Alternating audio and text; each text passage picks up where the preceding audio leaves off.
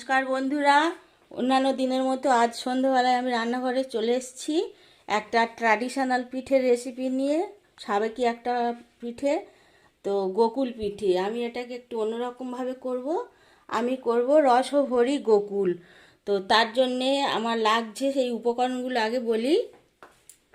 এক বাটি এইরকম বাটির এক বাটি ময়দা আছে, আর তার থেকে ছোট বাটির এক বাটি সুজি আছে, আর একটুখানি নুন, এক বাটি একটা নারকেল কোরানো আছে, এক বাটি দুধ খুব ঘন করে আমি জাল দিয়ে নিয়েছি, আর আছে একটু লিকুইড গুঁড়ো দুধ আছে, আর চিনি আছে, এর থেকে আমি পরিমাণ মতো নিয়ে নেব, আর আছে পাটালি গুড়, আর আছে 100 গ্রাম মতো সোনা মুগের ডাল, আর একটু বেকিং সোডা লাগবে, আর সাজানোর জন্য আমি একটু কাজে বাদাম, পেস্তা বাদাম নিয়েছি।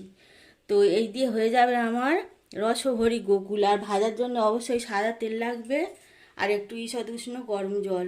তো আপনারা দেখুন আমি কিভাবে কি করি। প্রথমে আমি এক বাটি ময়দা নিলাম, ময়দার সঙ্গে সুজিটা আমি ঢেলে দিচ্ছি, এর সঙ্গে দিয়ে দিচ্ছি আমি নুন, অল্প একটু নুন, আর গুঁড়ো দুধ দিচ্ছি 2 চামচ আউল স্প্রে পাউডার আমি এর মধ্যে অ্যাড করলাম, আর এর মধ্যে দিয়ে দিচ্ছি আমি 4 চামচের 4 ভাগ 1 ভাগ বেকিং সোডা। এবারে আমি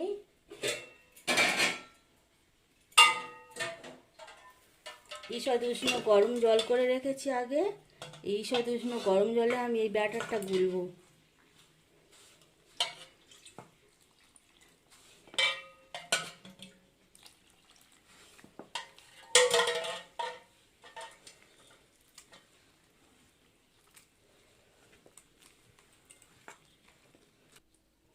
ব্যাটারটা আমার রেডি হয়ে গেছে।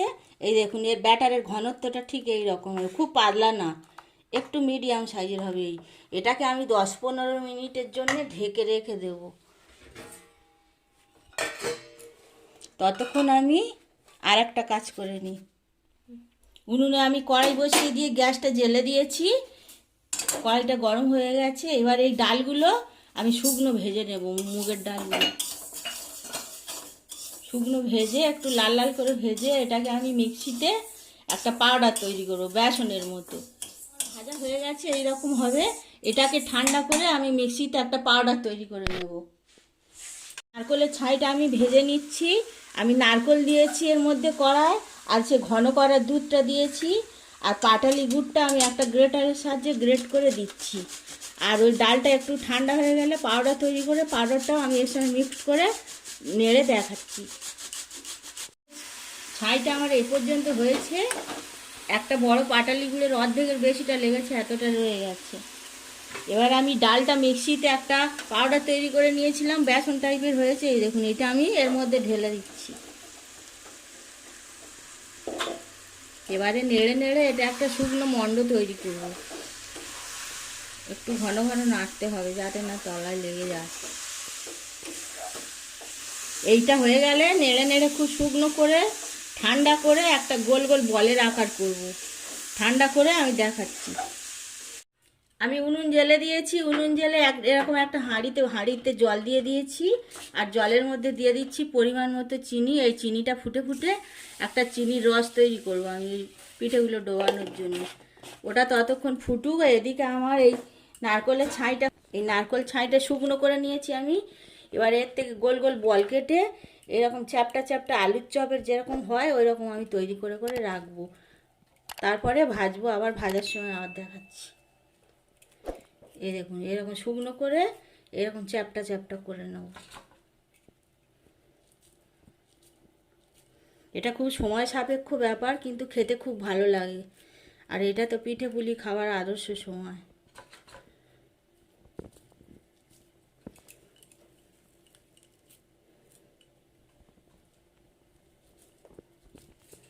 এরকমভাবে সব এগুলো করে নিচ্ছি চাকাগুলো, তারপরে আমি ব্যাটারে চুবিয়ে ভাজবো। আর এই সময় আমি বলে দিই বন্ধুরা, এই যে ব্যাটারটা আমি তৈরি করেছিলাম এর মধ্যে আমি তখন বলতে ভুলে গেছি, আমি কিন্তু চিনিও দিয়েছি। এই রকম একটা লাল কাপে, ছোট কাপের 1 কাপ চিনি মিশিয়ে আমি রেখে দিয়েছি। এটা 15 মিনিট হয়ে গেছে। এইটা হয়ে গেলেই আমি এটা ভাজবো। আবার আসছি ভাজার সময়। নারকেলের মণ্ড থেকে আমি এরকম গোল গোল করে নিয়েছি, এগুলো সব হয়ে গেছে। আর ব্যাটারটাও আমার রেডি হয়ে গেছে, এই দেখুন এইরকম। আর কড়াতে আমি সাদা তেল গরম করতে দিয়েছি, তেলটা গরমও হয়ে গেছে। এইবারে আমি এইরকম একটা নিয়ে চপের মতো, ঠিক যেমন আলুর চপ ভাজে ওরমভাবে নেবো আর এই তেলের মধ্যে ছাড়বো।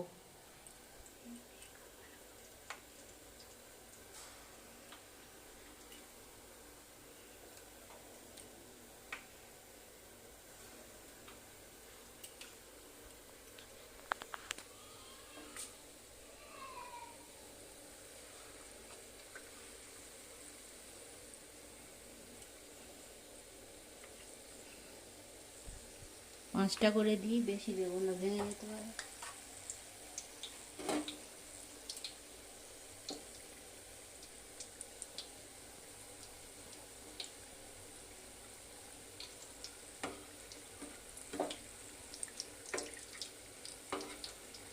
এপিট ওপিট উল্টে লাল লাল করে ভাজবো, ভেজে। আর আমি এই চিনির রস ফুটছে, চিনির রসটা হয়ে গেছে, আমি অফ করে দিচ্ছি। ভেজে আর আমি চিনির রসের মধ্যে ফেলবো।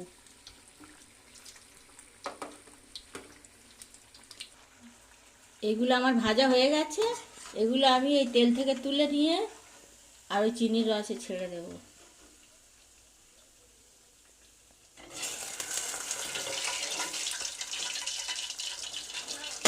আবার পরেরগুলো ঠিক এই রকমভাবে ভাজবো।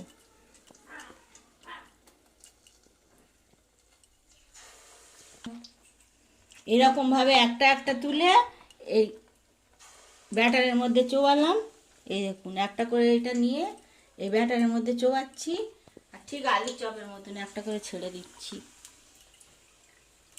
এগুলো এরকমভাবে লাল লাল করে এপিট ওপিট করে আমি ভেজে নেব, নিয়ে চিনির রসে ফেলবো। চিনির রস থেকে তুলে সাজিয়ে আবার আমি দেখাবো।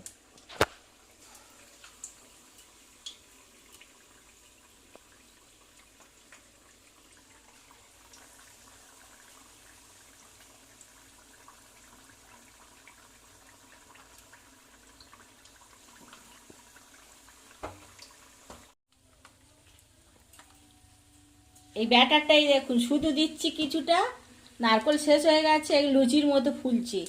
এই দেখুন, এর মধ্যে আছে ময়দা, সুজি, চিনি আর গুঁড়ো দুধ। এটা এমনিও রসে না ফেলে এমনিও ভাজা খেতে পারে। এই দেখুন দিচ্ছি, ফুলে একদম ডাউল হয়ে যাচ্ছে, দেখেছেন? যখন নারকেলের পুর শেষ হয়ে যাবে আর ব্যাটার অনেক সময় তো বেঁচেই যায়, তখন সেই ব্যাটারটা নষ্ট না করে এরকমভাবে শুধু খেয়ে নেবেন, শুধু ভেজে। এই লুচির মতো ফুলবে। এই দেখুন, এগুলো আর মানে চিনির রসে ফেলবো না, এগুলো এমনিই ভাজা খাওয়া হয়ে যাবে। বন্ধুরা, রসভরি গোকুল আমার একদম রেডি হয়ে গেছে। আমি একটু পেস্তা বাদাম ছড়িয়ে দিয়েছি কুচো করে ওপরে সাজানোর জন্য। আর এই দেখুন নরম তুলতুলে রসে ভরা, কত সুন্দর হয়েছে, মুখে দিলেই মিলিয়ে যাবে। আমি একটা কেটে দেখিয়ে দিচ্ছি, এইরকম এরকম হবে। আপনারা এরকমভাবে তৈরি করে খান। আর প্লিজ আমার চ্যানেলটা সাবস্ক্রাইব করুন, প্রচুর লাইক কমেন্ট শেয়ার করবেন, আর ভালো লাগলে আমাকে কমেন্ট করে জানাবেন।